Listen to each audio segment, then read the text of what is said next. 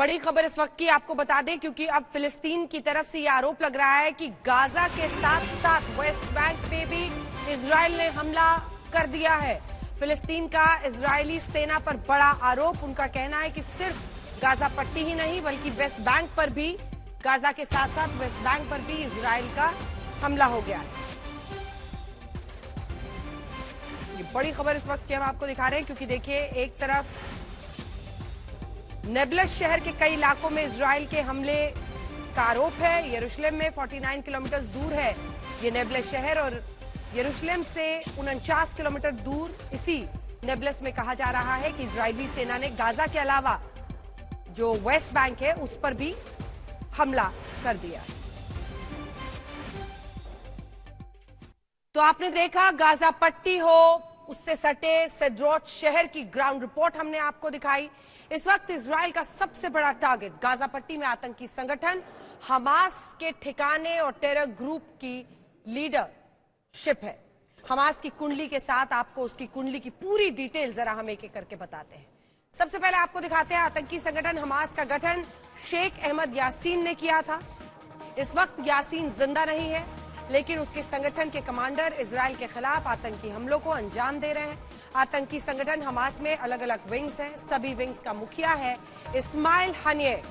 एक रिपोर्ट के मुताबिक इस्माइल इस वक्त कतार की राजधानी दोहा में है। दोहा में बैठे बैठे हमास की आतंकी गतिविधि को अंजाम देता है।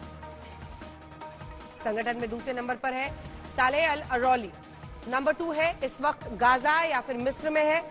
साले हमास की लेबनान विंग का प्रमुख है। इसके बाद संगठन का ताकतवर नेता याह्या सिनवार है। पहले सैन्य विंग का प्रमुख था, इस वक्त अमेरिका द्वारा घोषित आतंकी है। इस वक्त संगठन की सैन्य विंग की कमान मोहम्मद देफ संभाल रहा है। इस वक्त देफ कहां है कोई नहीं जानता, लेकिन इजराइल पर हमले का मास्टरमाइंड उसे ही माना जा रहा है। सैन्य विंग का डेप्यूटी मारवान हिस्सा है, इस वक्त वेस्ट बैंक में है। ताजा हमले में हिस्सा का बड़ा रोल है। ये वही लीडरशिप है जिसके पीछे इस वक्त इजराइल हाथ धोकर पड़ा हुआ है।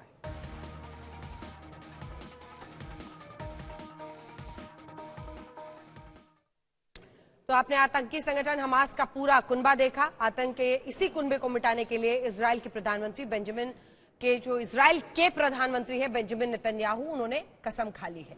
साथ ही नेतन्याहू ने इजराइल में हुए नरसंहार की तुलना आतंकी संगठन आईएसआईएस से कर दी है। उनका कहना है हमास आईसिस की तरह है, लेकिन एक तरफ जहां इजराइल गाजा पट्टी पर दनादन एयर स्ट्राइक्स कर रहा है, वहीं हमास भी खामोश नहीं बैठा है।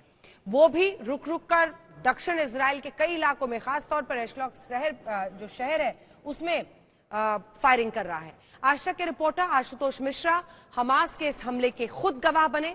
यकीन मानिए आज तक ने जो देखा उसे देखकर आपके भी होश उड़ जाएंगे और आप समझ जाएंगे कि ये युद्ध कितना विध्वंसक है।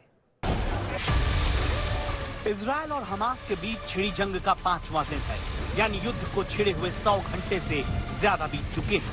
गाजा पट्टी पर जिस तरह से इजराइल का गोला बारूद बरसा है उसकी तस्वीरें आप देख सकते हैं, लेकिन ऐसा नहीं कि तबाही एक तरफ हुई है। ये सही बात है कि जंग हमास ने शुरू की और इंतकाम की आग में झुलस रहा इजराइल उसे अंजाम तक पहुंचाने में जुटा।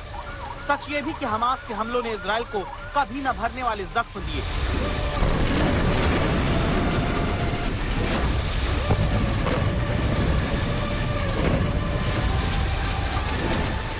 ये युद्ध इजराइल के लिए कितना विध्वंसक साबित हो रहा है, गवाही इजराइल का अश्कलोन शहर देता है।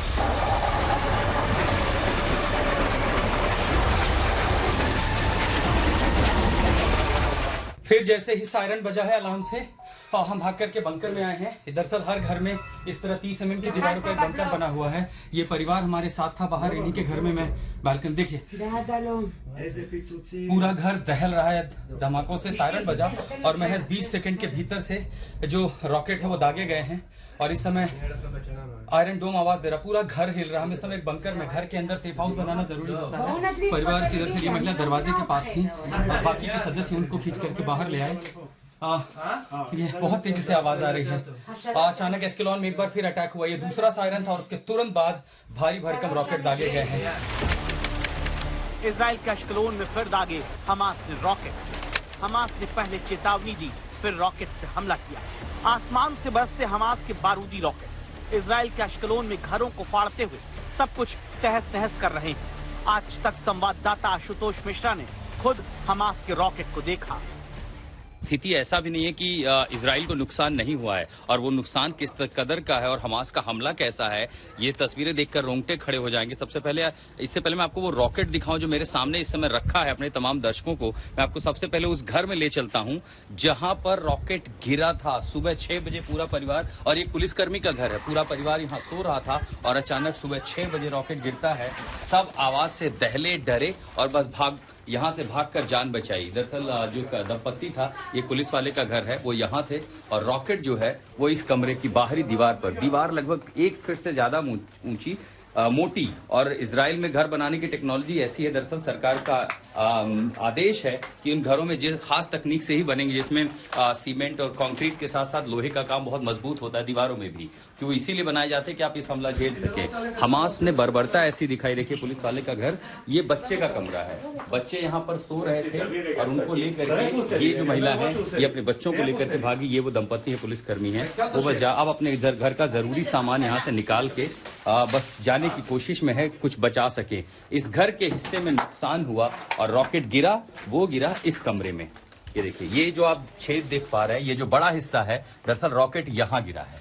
अब इससे आप अंदाजा लगा सकते हैं कितनी दीवार पर। लेकिन अब आपको वो दिखाता हूं जिसको देख करके यकीन नहीं होगा। ये देखिए, ये जो आप सामने टुकड़ा रखे हैं, ये है वो रॉकेट जो दरअसल आया हमास की ओर से। इसकी लंबाई देखिए, यही वो रॉकेट है, लगभग 1.5 फुट लंबा, जिसका अब ये खाली शेल है, लेकिन ये खाली शेल भी मैं उठा नहीं सकता। और ये रॉकेट जब घर में गिरा, इसने इस तरह की तबाही मचा। आप समझिए कि किस तरह की क्षमता हमास की है कि जो इतने बड़े बड़े रॉकेट वो इस्तेमाल कर रहा है और इससे नुकसान पहुंचा रहा है। और ये देखिए नुकसान भी कैसा है, उसकी क्षमता देखिए। ये पूरी जो दीवार है 1.5 फीट चौड़ी, इस पूरी दीवार को उसने भेद दिया था, पूरे घर को। और ये देखिए ऊपर तक नुकसान, ऊपर 3 से 4 मंजिला तक नुकसान हुआ है लोगों का। ये पूरा जो इलाका है वो तहस नहस हो चुका है। आपने देखा किस तरह से हमास के हमले ने इजराइल के घरों को तबाह कर दिया। आज तक के रिपोर्टर आशुतोष मिश्रा ने आपको रॉकेट का मलबा भी दिखाया। इजराइल का अश्कलोन फिलिस्तीन के गाजा बॉर्डर से सिर्फ 10 से 15 किलोमीटर की दूरी पर है। इजराइल के अश्कलोन में हमास के हमलों वाली तबाही को झेल रहे लोगों के आंसू नहीं रुकते। इजराइल की दक्षिणी सीमा के इलाके में हमास के आतंकी लगातार रॉकेट दाग रहे हैं। ये वही इलाका है जहां पर इजराइल के लड़ाके बॉर्डर की फेंसिंग तोड़कर घुसे, ग्लाइडर से उड़कर घुसे। सवाल ये कि खुद को ताकतवर बताने वाले इजराइल से हमास पिछले 110 घंटे से युद्ध कर रहा है।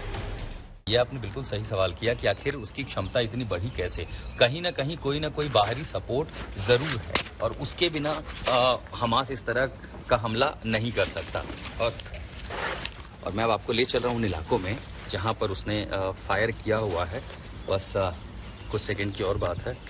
अपने आप को सुरक्षित रखने के साथ साथ लॉजिस्टिक्स तैयारियां भी करनी होती हैं कि हम हमेशा मोबिलिटी आसान रहे इन इलाकों में से होते हुए। अब आपको मैं वहां ले चल रहा हूं जहां हमला हुआ था। और दरअसल ये एक बड़ी बात होती है, उससे ये समझना आसान होगा कि आखिर ये हथियार, इस तरह के टुकड़े उसे मिले कहाँ से हैं।